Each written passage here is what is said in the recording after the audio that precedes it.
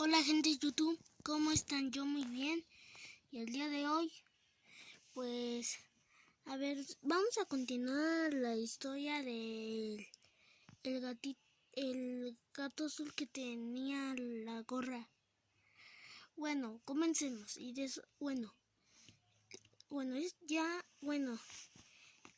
Antes del capítulo, pues, Gabriel, pues, estaba en el bote. Y después el Amy también.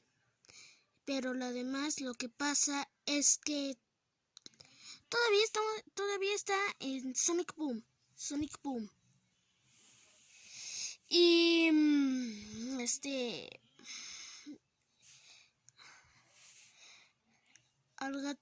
al gato y a la Amy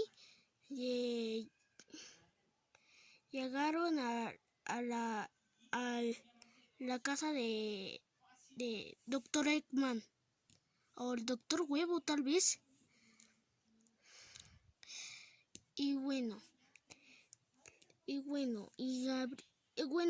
Espera. Y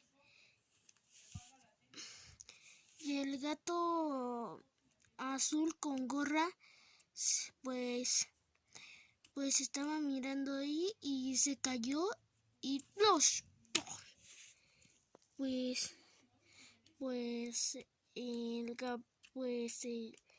el gato azul con gorra ya se va a enfrentar contra Dr. Eggman y ahí estaba Sonic también, pero me va a ayudar. Bueno, pues ya lo hemos derrotado, ya salvamos a todo. Ya salvamos a Crema y a Stixie. Y ya salvamos todo.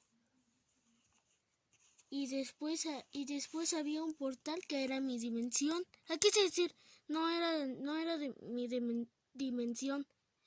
Era de la dimensión del gato con gorra. Y ya se saltó y ya